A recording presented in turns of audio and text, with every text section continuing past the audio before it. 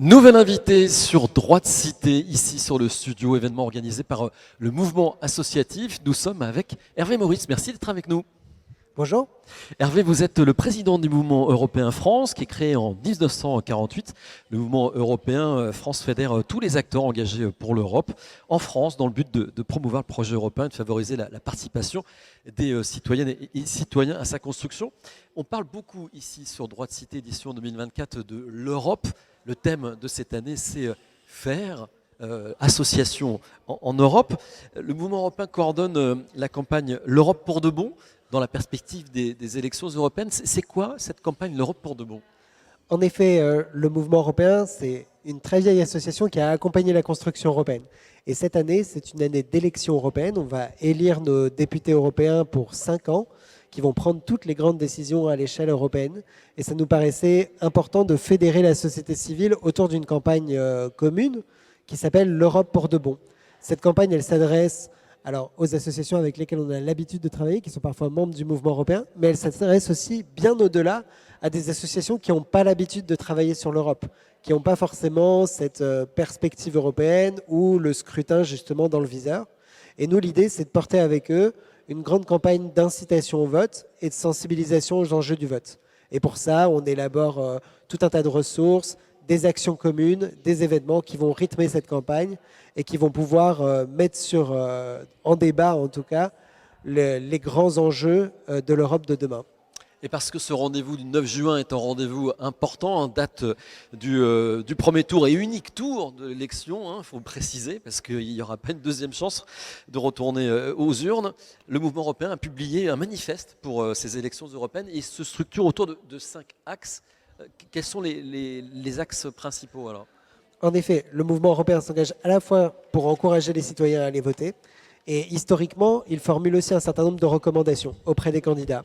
Et pour nous, on a structuré un manifeste avec différentes propositions pour faire avancer la construction européenne, avec divers enjeux. J'en cite quelques-uns, peut-être pas tous, mais par exemple la question de l'enjeu de l'élargissement. On a les pays des Balkans occidentaux, la Moldavie, l'Ukraine, la Géorgie, avec une perspective d'élargissement. Comment on adapte l'Union européenne, ses politiques, son fonctionnement pour réussir cet élargissement, qui est un impératif moral d'accueillir ces Européens qui ont envie de rejoindre la famille européenne.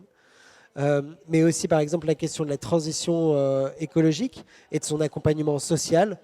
Au niveau européen, on a eu tout un tas de législations qu'on a appelé le pacte vert pour faire cette transition écologique.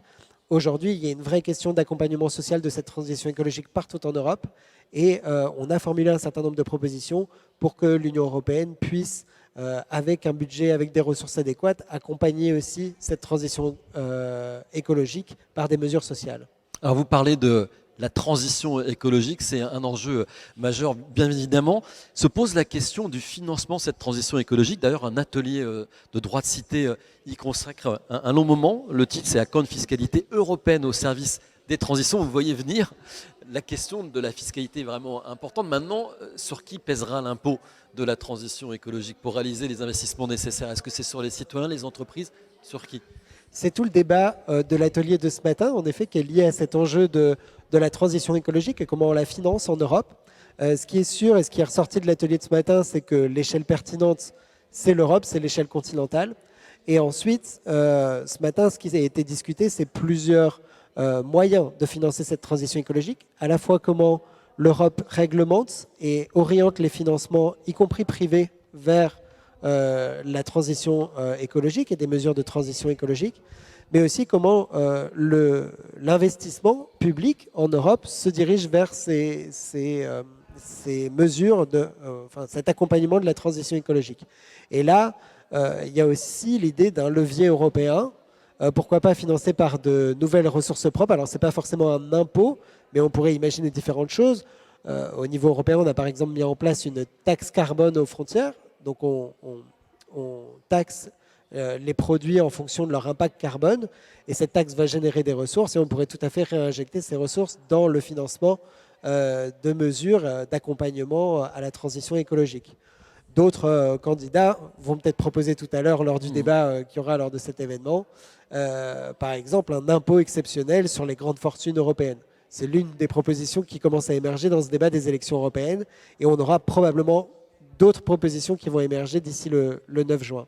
Et on va suivre ça. Merci beaucoup, Evan Moritz. Je rappelle que vous êtes président du mouvement européen France. Merci à vous.